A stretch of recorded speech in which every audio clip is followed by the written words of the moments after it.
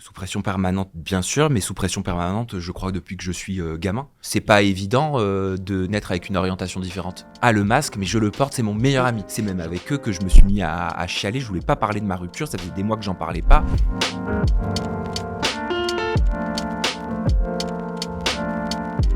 Salut Sam. Salut Michel. Merci d'avoir accepté l'invitation de l'intimiste. C'est un peu l'histoire de l'arroseur arrosé. Ça fait 10 ans que tu opères tes invités, que tu les interviews. Maintenant, tu es à leur place. Et puis je crois qu'un jour, quelqu'un t'a dit « Les gens ne se rendent pas compte, c'est difficile d'être à cette place » en parlant de la notoriété. Ça te fait quoi d'être interviewé ? Oh bah écoute, c'est toujours un petit peu perturbant parce que c'est pas toi qui contrôle le truc. Là, c'est toi qui as ton fil conducteur. Tu sais les questions que tu veux me poser. Certainement que tu t'es renseigné sur moi, sur mon côté, je sais pas, moi, médical, ma personnalité, mes craintes, mes peurs, mes troubles, je sais pas ce que tu vas me dire. Mais c'est cool parce que en ce moment, je suis dans un état d'esprit de lâcher prise. Et j'apprends à désapprendre. Ça fait du bien de gagner en liberté. Pourquoi lâcher prise ? T'es sous pression permanente ? Sous pression permanente, bien sûr, mais sous pression permanente, je crois depuis que je suis gamin. Dans un contrôle permanent, que ce soit au niveau du corps, au niveau de la posture, au niveau de la voix. Petit, c'était pour des raisons qui m'appartenaient pas, mais qui appartenaient plus aux autres. C'était pour me conformer au regard, tu vois, des autres et paraître pour quelqu'un de standard. Et j'ai grandi un petit peu différemment, je pense, avec ça. Et le trait s'exacerbe en étant adulte et je suis devenu, mais genre, c'est le service militaire, quoi. On va commencer par la médecine. La médecine et toi, parce que tu as parlé beaucoup avec le responsable de l'intimiste, Philippe Bérébi, pour préparer cette émission. Et tu lui as dit, je vois un généraliste toutes les semaines, je suis sous antidépresseur. Ça te délivre de le dire, ça fait partie de ton lâcher-prise ? J'avais pas de généraliste. Déjà, c'est la première chose. Comme beaucoup de personnes, je sais, c'est pas bien, mais j'avais tendance à choisir un généraliste un petit peu au hasard sur les applications médicales, celui qui était le plus proche de chez moi et celui qui avait le rendez-vous le plus rapide. Donc, j'avais une errance médicale où j'irais de médecin en médecin. J'ai jamais eu de généraliste depuis que je suis gamin. Et là, j'avais eu un besoin, donc j'ai fonctionné de la même façon, mais il se trouve que j'ai eu de la chance et que je suis tombé sur une généraliste où l'énergie passe. Et je crois que c'est important de tomber sur quelqu'un avec lequel on se dit, ouais, je peux avoir confiance, je peux parler, même des trucs que j'aurais pas pensé dire, je peux les dire sans aucun souci. Et je pense que c'est ça qui fait qu'on peut se dire, ah ok, j'ai peut-être trouvé mon généraliste. Elle m'a vu à un moment de ma vie où il fallait que je fasse des analyses, où il fallait que je vérifie certaines choses, où on a trouvé certaines petites choses, rien de grave, mais qu'il fallait vérifier et continuer de pousser. Elle m'a vu très inquiet. Je pense que depuis plusieurs années, je suis un peu comme une cocotte minute et que là, je suis en train d'exploser, mais j'explose jamais. Donc en fait, je contiens et je crois que j'ai appris à vivre avec cet état mal, de tristesse. C'est très bizarre à dire, mais j'ai appris à le maîtriser, à vivre avec. Mais c'est très long quand ça fait plus de 10 ans. Elle t'a mis sous antidépresseur. Hein. Tu trouves que le terme d'antidépresseur est mal choisi ? J'aime pas le mot antidépresseur, je trouve que c'est moche, je trouve que ça fait peur, je trouve que ça fait honte. On a honte de le dire. Là, si j'en ai parlé, c'est parce que je n'ai pas envie d'en avoir honte. C'est parce que j'ai trop entendu de gens autour de moi dire oh mais non, essaie de t'en sortir par toi-même, t'as pas besoin de tous ces médicaments, t'as pas besoin de tout ça. Comme si c'était un acte de courage que de ne pas avoir besoin d'un médicament. Et ben moi, je trouve que c'est l'inverse. Je trouve que c'est un acte de courage de faire le choix de se dire ok, j'ai besoin d'une béquille, j'ai besoin d'une aide pendant un certain temps. Je ne le fais pas par moi-même, je suis accompagné. C'est pour ça que je vois mon généraliste pour voir les doses, etc. Et elle me suit bien toutes les semaines parce que j'en ressens le besoin en ce moment. Et au contraire, je trouve que c'est courageux de faire ce choix-là, de se dire, ok, je veux quitter cet état, je veux aller mieux et me sentir mieux chaque jour, donc je m'aide. Le prétexte pour aller la voir, tu l'as dit, c'était qu'il fallait faire des analyses, des examens, etc. Le prétexte de la consultation, c'était pas « je vais mal dans ma tête, je vais la voir ». C'est elle qui a vu que tu allais mal ou c'est toi qui, parce que finalement tu t'es bien senti avec elle, lui a dit « écoutez, il y a les analyses, il y a tout ça, mais faut m'aider parce que ça va pas ». Alors les analyses, je savais pas du tout au départ. Moi, je les consultais parce que je ressentais une grande fatigue depuis plusieurs semaines et j'avais des vertiges inexpliqués, des vertiges où j'étais assis devant mon ordinateur et d'un coup, comme si je tombais. Très bizarre. Elle me pose des questions, peut-être les bonnes questions. Je lui explique que depuis plusieurs mois, je vis une rupture qui m'affecte, qui me rend très triste encore plus que je ne le suis en temps normal, que c'est difficile. Mais j'ai eu aussi une rupture et des déceptions professionnelles, des inquiétudes aussi au niveau de la santé par rapport à des gens que j'aime. Et il m'est arrivé un enchaînement en fait de situations difficiles et je crois que tu perds ton équilibre à un moment donné. J'ai essayé de tenir, c'était octobre, novembre, décembre, janvier, février, j'ai dit je peux pas, ça va faire 5 mois quoi.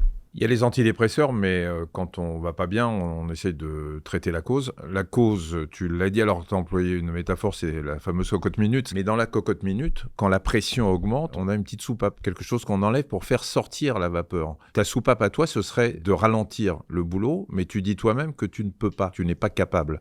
Alors comment tu vas faire? Parce que c'est tout ou rien. Je n'arrive pas à faire autrement. C'est soit j'arrête tout, soit je me donne à fond. J'ai essayé de faire moins. J'ai eu des alertes, j'ai eu un ulcère à l'estomac. Sur le coup, je me suis dit, je vais ralentir, je vais mettre le pied sur la pédale, sans mauvais jeu de mots. Et ça n'a pas marché. Tu vois, j'y arrive pas. Je veux toujours plus, je veux toujours me prouver plus, je veux toujours faire mieux. Il y a un moment, tu te dis, on ne me donne pas le droit à souffrir. Ça veut dire quoi quand tu dis ça? Ça, c'est parce que c'est un métier. Quand tu es une personnalité publique, T'as pas le droit d'être mal. t'as le droit d'être mal, mais c'est difficile. Souvent autour, on te dit, ne dis pas que t'es pas bien, ne dis pas que ça va pas en ce moment. Et quelque part, t'es l'antidépresseur des gens. Tu leur donnes le sourire quand ils vont pas bien, etc. Ils ont pas envie de partager ça avec toi. Donc en fait, tu vis dans ce truc, tu sais, un peu Club Dorothée, où tu te dis, non, je suis tout le temps obligé de sourire et d'être heureux. Je vais pas dire que tu es hypocondriaque, tu es, disons, misophobe. La misophobie, c'est la peur de la maladie. Quand on est arrivé, que je me suis assis, je t'ai dit que j'avais été un peu enrhumé ces derniers jours, tu m'as tout de suite dit, c'est contagieux. Et t'es quoi? T'es un angoissé du microbe, de la bactérie, du virus? Ah oui, un angoissé du microbe, de la bactérie. J'essaie tant que possible de ne pas serrer de main, de ne pas faire la bise. Je ne comprends pas pourquoi on fait la bise. Enfin, très honnêtement, je préfère... On s'est serré la main tout à l'heure, ça t'a angoissé? Tu l'as fait parce que je t'invite et que tu pouvais pas faire autrement, sinon t'aurais refusé? Oui, pour être honnête, je t'aurais dit, on peut se dire bonjour comme ça, il y a pas de souci. T'as mis du gel sur les mains après? J'en ai dans mon sac. Et pendant le Covid, t'as vécu ça comment? Très mal. J'avais déjà ce terrain-là. Le Covid n'a pas arrangé la chose. J'ai fait beaucoup de crises d'angoisse, de crises de panique, le cœur qui s'emballe, l'impression que tu sais que tu vas mourir, que tu vas faire une crise cardiaque. Ça a été une situation sanitaire pour moi qui était très difficile à vivre et qui a exacerbé tout ce terrain-là. Tu t'es isolé complètement pendant le Covid? À la base, je vis plutôt en autarcie. Alors là, ça m'a encore plus isolé. La seule chose positif que j'ai gardé du Covid, c'est le masque. Le masque, mais je le porte, c'est mon meilleur ami. J'en ai toujours un dans mon sac. Au-delà du fait que ça permette qu'on ne te reconnaisse pas, le masque me sert très bien et il me protège, j'espère, des virus extérieurs. Il y a un petit paradoxe quand même. Tu recherches la proximité avec les gens qui te suivent, mais pas le contact. Quand on voit tes interviews sur YouTube, tu es quand même à bonne distance. C'est pas un truc aussi rapproché que nous aujourd'hui. En même temps, tu veux que ce soit la proximité. Ça veut dire que l'écran te protège des relations aux autres? Oui, je crois que oui, bien sûr. Je pense que c'est les écrans qui m'ont permis de développer tout ce pan de ma personnalité et pouvoir vivre heureux sur le digital par rapport à ce que j'aime faire, c'est-à-dire questionner, écouter, accompagner la parole, entendre des histoires différentes. Dans la vie de tous les jours, je le fais dans mon cercle amical, avec les gens que j'aime, avec ma famille. Dans ce milieu-là, dans ce métier-là, je vois plein de gens qui recherchent le regard extérieur et c'est OK. Il n'y a pas de problème si ça leur fait du bien. Moi, je le recherche pas. Je le recherche plus. Ou alors, si je pensais que c'est ce que je recherchais quand j'ai commencé il y a plus de 11 ans, mon parcours m'a montré que ce n'était pas ce que j'appréciais. Et c'est toujours hyper gentil et adorable quand les personnes viennent, mais je préfère passer inaperçu. Tu parlais tout à l'heure du fait que t'étais jamais très bien depuis ton enfance. Alors, ça a un nom, c'est la lipémanie, qu'on appelait avant la mélancolie. Tu sais d'où ça vient? Pourquoi, enfant, tu n'étais pas bien en dehors que tu décris, c'est-à-dire que tu voulais paraître auprès des autres comme étant dans la normalité? Je pense que beaucoup de choses viennent de là, bien sûr. C'est pas évident de naître avec une orientation différente. À quel âge tu as pris conscience de ça? Très jeune, à un âge où tu n'y mets même pas de connotation sexuelle, où c'est tellement spontané que tu parles d'amoureux, tu vois, et c'est dans le regard des autres que tu comprends que c'est pas normal. C'est bizarre. Tu sais, naître avec une orientation différente, c'est grandir en retard par rapport aux autres. Quand tes amis commencent à avoir leur premier amour à 13-14 ans, toi tu l'as à 20-22 ans. Tu vis tout en retard. Tu rattrapes ce que t'as pas vécu, ce que t'as vu chez les autres. Et tu te conformes aussi beaucoup. Et c'est une souffrance, je crois, pour beaucoup d'LGBT. Comment s'est passé dans ta famille quand tu as annoncé ton homosexualité? J'ai attendu ma majorité, peut-être inconsciemment, comme si c'était, tu vois, une façon de dire de toute façon, peu importe la vie, c'est comme ça que je suis. Je pense que c'est inconscient. Avec mon père, ça a été un non-sujet, sans qu'on en parle, tabou sans être tabou, parce qu'il rencontrait mon premier petit copain petit à petit, mais on n'en parlait pas. On n'en a pas fait un sujet. On s'est pas assis pour se dire, OK, explique-moi. Non. Et ma mère, c'est ma sœur qui lui en a parlé, et puis ça s'est très bien fait. Sa réaction, c'était dis-moi quand est-ce que je peux rencontrer ton copain, je vous invite au restaurant. T'as évoqué ton père, il était malentendant? Oui, mon père est né quasi sourd, puisqu'il avait une oreille à 0, l'autre à 2/10. Donc j'ai grandi en devant parler très fort. Alors je sais, c'est bête,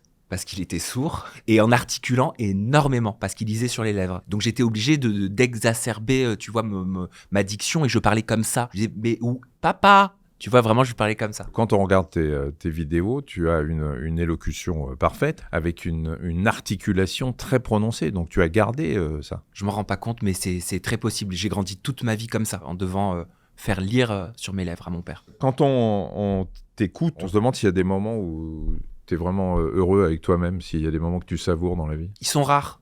Après, je pense que dans la vie, on a plus de moments où on n'est pas heureux que heureux, ou alors peut-être que je comprends pas vraiment le monde dans lequel on est. J'ai l'impression, comme beaucoup de personnes qui font ces métiers-là, c'est des métiers, on croit qu'on va être heureux, on croit qu'on va avoir tout ce qu'on veut, on croit qu'on va soigner des soucis peut-être perso, d'ego, j'en sais rien, ce qu'on veut soigner. Et en fait, c'est pire. T'as quel âge? Oula, j'en parle pas. Pas du tout? Ah oui. Pour moi, chaque année qui passe, c'est un pied de plus vers la tombe. Donc T'as peur de vieillir? J'ai peur de vieillir, j'ai peur de mourir. Le temps qui passe me fait extrêmement peur parce que c'est une maîtrise et c'est un contrôle qu'on n'a pas. Tout passe beaucoup trop vite. Ouais, j'ai peur de la mort, j'ai peur du temps qui passe. Et l'âge, il suffit de regarder sur les réseaux ou sur Wikipédia, on peut trouver ton âge. Oui, sauf que c'est faux. Il se trompe. Moi, j'ai vu marquer 52 ans. Non, mais là, tu fais exprès pour essayer d'apparaître une réaction chez moi et pouvoir lire mon âge dans mon regard. Ça marchera pas. Tu évolues dans un milieu où, sur les réseaux, on voit la chirurgie esthétique, la médecine esthétique, on en voit partout. C'est quoi ton point de vue sur le sujet? Oui, moi, je le fais de temps en temps. Ah, déjà. tu le fais, déjà? Oui, mais par contre, j'en parle pas. Bah là, tu viens d'en parler. Oui, mais parce que tu me poses la question. Mais de moi-même, je vais pas en parler à dire alors, mes chéris, regardez aujourd'hui ce que j'ai fait, etc. Je considère que c'est une forme d'encouragement. J'ai pas envie de faire ça. Voilà, je le vois trop sur les réseaux, il y a beaucoup de dérives, surtout dans le milieu de l'influence, notamment au niveau des injections, où tu serais halluciné de voir le nombre d'injectrices illégales qui piquent des influenceuses, voire même des influenceurs qui se piquent eux-mêmes et qui commandent des injections de façon totalement clandestine. Et malheureusement, c'est des choses qui sont courantes sur les plateformes comme Telegram, WhatsApp, Snapchat. Beaucoup se passent les numéros. Moi, je me bats contre ça et je dénonce ça. D'ailleurs, le syndicat des médecins esthétiques et la chirurgie esthétique, je crois, vient de publier un communiqué de presse pour dénoncer ces dérives parce qu'ils reçoivent, eux, tous les drames liés à des injections faites dans n'importe quelle condition, avec des infections, avec des produits frelatés. Enfin, pour ceux qui nous regardent, là, ne faites pas ça, allez voir un professionnel, mais surtout ne faites pas ça sur les réseaux parce que si c'est moins cher, c'est qu'il y a des raisons. On va passer à la partie paradoxe. Il y en a pas mal chez toi, quand même. Pareil. L'image, elle est contrôlée, ce qu'on raconte est contrôlé. Et pourtant, le fait de dire que tu as besoin d'antidépresseurs, que tu vas pas si bien que les gens peuvent l'imaginer sur les réseaux, sur YouTube, fait que tu te mets à poil un petit peu et tu parles de ta santé mentale. Est-ce que tu l'as fait en imaginant que finalement ça jouerait pas sur l'image que tu renvoies, ou est-ce que c'est parce que tu en as juste eu besoin? En fait, je me suis mis au stream sur Twitch. Le stream, tous les lundis, tous les vendredis, tu peux pas faire de montage, tu es avec ta communauté, tu parles, t'interagis en direct, et en fait, ça t'oblige à être dans une position de discussion comme on est là. De transparence. Ouais, au bout d'un moment, en fait, t'es obligé de lâcher prise. Si tu le fais pas, ça veut dire que t'es dans un personnage, et quand t'as pas de montage, tu peux pas être dans un personnage, et ça, c'est ce que m'apporte le stream, et le rapport aussi, justement, avec ma communauté que je développe au travers de ça. Donc c'est en discutant avec eux, c'est même avec eux que je me suis mis à chialer, je voulais pas parler de ma rupture, ça faisait des mois que j'en parlais pas, et tu sais, quand on te pose la question, ça va? Alors que ça va pas du tout. Et pas le ça va de Léa Salamé. Un vrai ça va, tu vois, de quelqu'un qui t'apprécie, qui t'aime, et tu lâches. Tu lâches prise et voilà, parce que tu le contrôles. Tu es très perfectionniste et exigeant. Tu prépares très très bien tes interviews. Et en même temps, tu es parti, tu as construit tout ce que tu as fait, ta réputation, sur un monde qui est plutôt éphémère. C'est le trash, le monde de l'apparence. Il y a beaucoup de superficialité. Ça va pas avec le personnage qu'on découvre quand on te parle. Ouais, c'est vrai. Mais c'est pour ça que souvent je me dis que j'évolue dans un monde de merde, dans un milieu de merde. Mais le milieu de toute façon des médias est un milieu de merde. La télé-réalité et l'influence, c'est encore plus un milieu de merde. Voilà, c'est un vrai milieu dans lequel tout le monde se bouffe, dans lequel la meilleure arme pour réussir, c'est écraser le mensonge. Mais en vrai, je crois que c'est dans beaucoup de milieux que c'est comme ça. Qu'est-ce qui fait que finalement, ce monde de la télé-réalité t'a attiré? C'est une opportunité, je veux dire un gros mot, un business, ou est-ce que finalement tu t'es dit justement, c'est un monde superficiel, officiel, et tu t'es dit, je vais aller gratter un petit peu pour voir ce qu'il y a derrière? Non, ça s'est pas fait comme ça. En fait, au départ, moi, j'aimais tout ce qui était People. Quand j'étais gamin, j'achetais, tu vois, tous les vendredis, Public, Closer, Voici, tout ce que tu détestes, certainement. Oui, enfin, je ne déteste pas, mais à chaque fois qu'ils m'ont demandé des interviews, j'ai refusé parce que je trouve que c'est rentrer dans l'intimité des gens, voler des photos, etc. Ado, j'aimais ça. Il n'y avait pas les réseaux sociaux comme aujourd'hui. Donc, quelque part, c'était un petit peu les réseaux sociaux d'hier. Et donc, si tu veux, j'ai fait le métier qui me faisait vibrer, que je regardais, et j'avais simplement envie d'y apporter plus de profondeur, j'avais envie d'y apporter plus de nuances, j'avais envie d'y apporter ma personnalité, j'avais envie d'apporter du travail, j'avais envie d'interviewer ces personnalités de télé-réalité, ces influenceurs quand j'ai commencé en 2015, un petit peu comme on ferait une interview d'une personnalité de la télé, Christina Cordula ou un acteur, Marion Cotillard. Au départ, je les vous voyais même, les candidats de télé-réalité. Tu vois, je suis très extrême. Tu les recevais pas en chaussettes à l'époque? Non. Non. Non, tu mettais les chaussures. Oui, j'ai commencé les chaussettes quand on a commencé à me dire que je portais tout le temps les mêmes chaussures. Après, tu t'es mis à interviewer des politiques. Est-ce que c'est parce que tu t'es dit, bon, j'en ai marre d'avoir l'image d'un mec qui interviewe que des gens de télé-réalité, je vais m'acheter une sorte de respectabilité en interviewant des politiques, ou est-ce que c'est parce que c'est un monde qui t'intéresse par rapport au monde de merde que tu décris? Alors, il y a deux raisons, mais que j'aurais compris par la suite. La première, elle est très simple, elle est factuelle. C'est qu'en fait, j'ai pas cherché à inviter des politiques, mais j'ai vu un politique, Arthur Delaporte du Parti Socialiste, reprendre le discours d'une célèbre influenceuse qui s'appelle Maëva Guénam au sein de l'Assemblée nationale, dans l'hémicycle, pour dénoncer les dérives des placements de produits. J'ai trouvé ça couillu, j'ai trouvé ça hyper pertinent, intéressant, audacieux. Donc, je l'ai invité en me disant, mais il va jamais me donner l'heure, il va jamais me répondre. Il m'a répondu. On a pu organiser une interview et là, je me suis rendu compte que je me suis régalé. Ça m'a sorti de ma zone de confort, ça m'a mis du challenge, du défi. J'ai aimé ça. J'ai aimé cet exercice. Et quand on aime un exercice, on a envie de le continuer. Donc par la suite, d'autres politiques sont arrivés en interview. C'est surtout sur des sujets au départ liés à l'influence. Par exemple, j'avais reçu Bruno Studer pour parler de l'encadrement de l'image des enfants d'influenceurs, qui était député Renaissance. Ça s'est fait petit à petit. J'avais pas de strate dans ma tête. Il y a une grande différence entre ces deux mondes, de la télé-réalité et des politiques? Sur la forme, non. Sur la forme, ils fonctionnent vraiment de la même façon. C'est des punchlines, c'est beaucoup de face-à-face, c'est beaucoup de provocations, c'est beaucoup de TikTok interventions. Tu le vois, si tu regardes Public Sénat, les 30 premières secondes de prise de parole d'un député, tu as l'impression de voir un influenceur ou de voir un candidat des Anges ou des Marseillais. Après, c'est le fond, bien sûr, qui est différent. Et c'est là, on peut pas les mettre sur le même tableau. D'un côté, on a des responsables politiques qui façonnent la société de demain. De l'autre, on a des candidats de télé-réalité et des influenceurs qui sont plus pour le divertissement. Mais l'un n'empêche pas l'autre. Et aujourd'hui, on se rend compte que l'influence et les sujets de société qu'on retrouve dans les séries télé-réalité sont des sujets politiques en réalité et des sujets dont il faut parler et qu'il faut traiter, comme le sexisme, comme l'orientation, la masculinité toxique, la santé. Tu dis que t'as pas d'amis. Je suis populaire, j'ai une grosse commu, mais j'ai pas de véritable ami. J'ai mes amis, moi, d'enfance, que je connais depuis le collège. On est 4. Ça fait très longtemps maintenant qu'on est soudés, qu'on le reste et qu'on le restera.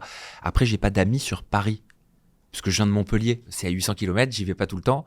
Mais voilà, on s'est au téléphone, quand on sait pas même pendant 3 mois, c'est exactement comme si on s'était jamais quitté. C'est ça, je crois, véritablement l'amitié. C'est quand on se formalise pas avec les gens qu'on aime. Il y a une chose qui t'a irrité, c'est l'exil ou des influenceurs ou des vedettes de la télé-réalité à Dubaï. Ça t'a rendu un peu dingue, non? Alors en fait, c'est pas leur exil qui m'a rendu dingue, c'est l'hypocrisie derrière cet exil. On peut pas avoir tous les avantages de quitter la France et quand ça va pas, quand il y a des problèmes sur le sol sur lequel on a choisi de vivre, vouloir que la France nous aide. Alors en soi, dans le fond, oui, parce que la France est comme ça. Voilà, on aidera toujours les expatriés français qui sont à l'étranger. La question que je me pose, c'est voilà, est-ce que c'est moral? Est-ce que quand on quitte le sol français, qu'on ne paye pas du tout d'impôts en tant qu'influenceur et qu'après on veut rentrer quand il y a des problèmes ou quand il y a un conflit, quelles sont les questions que ça soulève? Voilà, c'est des questions, je trouve, assez légitimes. Tes engagements, t'en as beaucoup contre toutes les formes de discrimination, de violence, de harcèlement. Tout vient de ce que t'as vécu toi-même dans ton enfance? Ça m'a ouvert aux différentes formes de harcèlement ou de discrimination que peuvent vivre les gens dans nos sociétés. De toute façon, quand t'es discriminé, je crois que t'es censé mieux comprendre. T'es censé avoir un petit peu plus d'empathie, même si de la discrimination au sein des communautés, il y en a beaucoup aussi. Tu as été beaucoup victime, donc tu nous l'as dit tout à l'heure, d'insultes quand tu étais gamin, et tu as dit quand on me traitait de PD quand j'étais enfant, on me rappelle aujourd'hui que je ne suis pas journaliste. Ça, c'est 2 insultes qui sont utilisées contre moi, mais indépendamment l'une de l'autre. PD, c'est de l'homophobie pure et dure. On sait à quoi ça fait référence, on sait à quoi ça renvoie. Et si on le sait pas, j'invite tout le monde dans ce cas-là à se renseigner. Ça permettra d'utiliser cette insulte de façon beaucoup plus consciente. Concernant journaliste, c'est pas une insulte, mais certains l'utilisent contre moi comme une insulte en pensant que ça va me faire du mal. Ça me fait pas du tout du mal. De ne pas être journaliste est ma force aujourd'hui. Je le considère comme ma force, comme mon avantage. Et moi, je trouve ça de façon générale, je trouve ça bien. Je trouve ça couillu, je trouve ça courageux. J'encourage toutes les personnes qui n'ont pas fait forcément les études qu'elles auraient aimé faire, parce qu'elles l'ont peut-être découvert plus tard, mais qui font le métier qu'elles auraient aimé faire. Je trouve ça génial, je trouve ça extraordinaire. Et de toute façon, je suis le premier à le dire, je ne suis pas journaliste, mais au quotidien, je fais des tâches de journaliste. Voilà ce que je dis. Est-ce que tu as le sentiment que la société, l'école évolue, pas dans le domaine du journalisme, mais dans le respect d'une autre orientation sexuelle ? Je suis pas sûr quand je vois, tu sais, les débats sur les réseaux sociaux qui devraient pas être des débats parce qu'en plus ils sont souvent méconnus, pas compris. Vulgairement, les gens vont dire oui, je suis contre les cours d'éducation sexuelle à l'école. Sauf que c'est pas le terme approprié. Il n'est pas question de cours d'éducation sexuelle à l'école. Il est question déjà de programmes pour l'élémentaire, pour le primaire et pour le lycée. Et de respect de l'autre. De respect de l'autre, de respect surtout du corps et du consentement. Voilà, dire à un enfant, ça c'est tes parties, ça c'est ton corps, elles t'appartiennent, personne ne peut les toucher, ça ce n'est pas outrepasser le rôle des parents. D'autant que les abus sexuels dans les familles, ils se font le plus au sein même de la famille. Donc si c'est la famille qui le fait et qui n'en parle pas, on fait comment si l'école n'a pas de rôle là-dedans ? Et est-ce que tu penses que les politiques évoluent aussi sur ces questions de discrimination ? Pas assez. On voit tellement d'hommes politiques en général, députés ou autres, qui sont homosexuels et qui cachent leur homosexualité de peur que ça puisse faire fuir les électeurs. Oui, c'est vrai, mais c'est pareil, regarde Muriel Robin en tant qu'actrice, elle en parlait il y a pas longtemps. Elle disait que pendant longtemps, elle avait caché qu'elle était lesbienne pour éviter de perdre des rôles. Qu'est-ce que tu veux que je te dise ? C'est comme ça que le monde tourne. Chez les médecins, tu dis que les personnes LGBT sont parfois catégorisées et jugées. Alors là, manifestement, tu as trouvé la perle rare, tu as trouvé ta médecin avec qui ça match, que tu vois régulièrement, etc. Tu as eu affaire à des médecins qui étaient beaucoup moins ouverts ? Ben oui, comme je prenais rendez-vous chez les médecins comme sur Chatroulette, si tu veux, j'ai eu l'opportunité, c'est pas le mot, mais de tomber sur des médecins qui me posaient parfois des questions, je trouve, qui n'avaient strictement rien à voir avec le but de ma consultation. Une fois, je me souviens, déjà il y a plusieurs années, j'avais consulté un médecin dans un centre, tu sais, les centres où tu as plein de médecins qui tournent beaucoup, pour mon anxiété. Justement, je voulais savoir ce qu'on pouvait faire, j'avais des crises d'angoisse, etc. Puis il m'a même posé des questions sur mon orientation, en me disant, mais vous avez une femme ? Non. Vous êtes en couple ? Oui. Vous êtes homosexuel ? Oui. Donc je commence dans ma tête à me dire, mais c'est un peu bizarre, je viens pour mon anxiété, je viens pour du Xanax. Comment ça se fait qu'on me pose toutes ces questions-là ? Mais tu sais, t'es un peu impressionné quand même par les médecins. Et même si je suis quelqu'un qui a de la personnalité, je lui ai pas répondu. Je l'ai laissé continuer à me poser toutes ces questions. Et là, il s'est mis à me dire ah d'accord, vous êtes homosexuel, ce serait bien qu'on fasse des prises de sang pour vérifier les maladies sexuellement transmissibles, vérifier le VIH. Je ne viens pas parce que je suis en couple depuis à l'époque, ça faisait 8 ans. Je suis dans un couple sérieux, je n'ai pas différents partenaires, ce n'est pas l'objet de ce pourquoi je viens pour du stress. Il y a quelque chose qui ne va pas. Je la trouve pas normale cette prise en charge. Les personnes LGBT font face souvent à des professionnels de santé qui les jugent. On ne doit pas être jugé pour notre orientation. On ne doit pas être jugé quand on va chez le médecin. On doit être écouté, on doit être accompagné, on doit être soigné. Je vais terminer par une série de questions à réponse courte. Alors on appelle ça le questionnaire solo, parce que Bruno Solo était le premier invité de l'Intimiste. La baguette magique qui te permet de faire une seule chose, ce que tu veux. Tu choisis quoi ? La baguette magique qui me permettrait de faire ce que je veux, mon antidépresseur en ce moment. Tu as la possibilité de parler à la personne de ton choix, que ce soit une personne vivante ou décédée. C'est qui et pour lui dire quoi ? Britney Spears. Courage et va voir un médecin. Aujourd'hui, on se dit que dans 5 ans, tu seras heureux. Qu'est-ce qui peut te rendre heureux dans les années qui viennent ? Aucune idée. Peut-être avoir le temps de me poser des questions, de me faire chier, de m'ennuyer, de me poser. Je pense qu'à l'issue de ça, je le saurai peut-être. Merci beaucoup Merci d'avoir accepté Michel Simès. cette invitation. Merci.